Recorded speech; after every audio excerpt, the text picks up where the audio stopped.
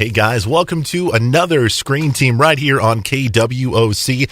We're all about movie reviews here, and we have got a brand new member of the Screen Team to join us. We have got the lovely Amber Richardson. Amber, how are you? Hi, I'm good. Thanks for having me. It's so great to have you on the show. And first off, let's talk about you.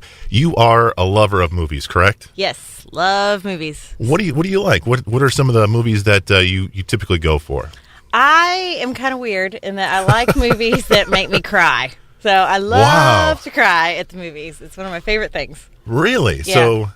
So it doesn't matter if it's like an emotional, Oscar kind of film, or maybe just like a Marley and Me type film. It doesn't matter? Yep, doesn't matter. That's kind of my barometer. If you make me cry, I know you did a good job. So. Well, we've got three pretty heavy dramas for the audience today, and three films that are heavily nominated for Oscars. We're starting off with Manchester by the Sea, Fences, and we're going to finish things off with Hell or High Water.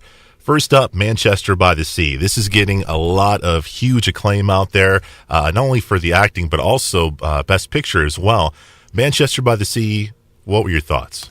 Well, now I said I have to backtrack a little bit here because I said I really like a movie to make me cry. Okay. But this one was maybe a little much. Too much, huh? I mean, this was an intense movie.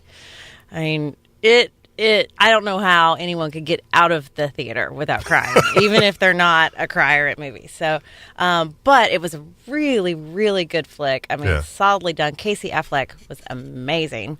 Michelle Williams was amazing. So, really good movie. I mean, I enjoyed it, even though it was maybe a little too heavy.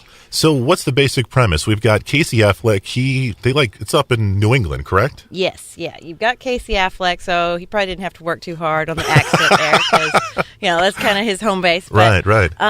It basically starts out with this guy, and you're like, there's something off with this guy. What is it? Does he have some sort of social problem, or what's the deal here?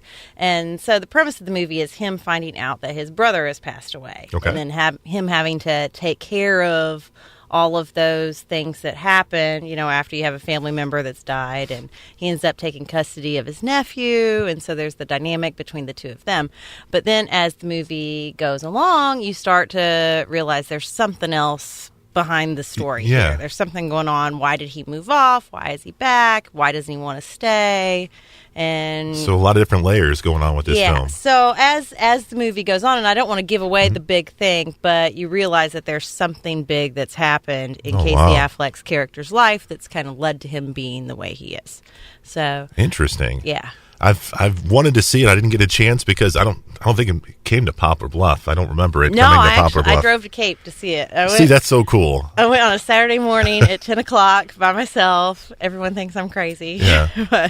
But I mean, I love doing that. I love going and seeing the, for lack of a better word, the artsy fartsy type of films. I love the Oscar, type of films, and this one is definitely have Oscar nominations across the board. Casey Affleck nominated for Best Actor. What did you think about his performance? I thought he was great.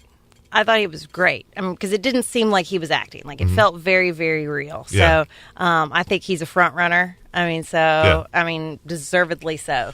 Michelle Williams also was really incredible. And I think she's nominated also. She is, yeah. There is one scene between Casey Affleck and Michelle Williams that is just so emotionally heavy, and it's done without them really saying a whole lot. Like, there's not a whole lot of words that happen, but you can see all of the emotion. It's an amazing scene. Another guy who was nominated for Best Supporting Actor was Lucas Hedges. I think he played, I'm not sure who he played in this. He plays the nephew. Okay. So he plays the kind of, 16-year-old, 17-year-old kid that Casey Affleck is then, taking custody of. And, the character isn't really all that likable.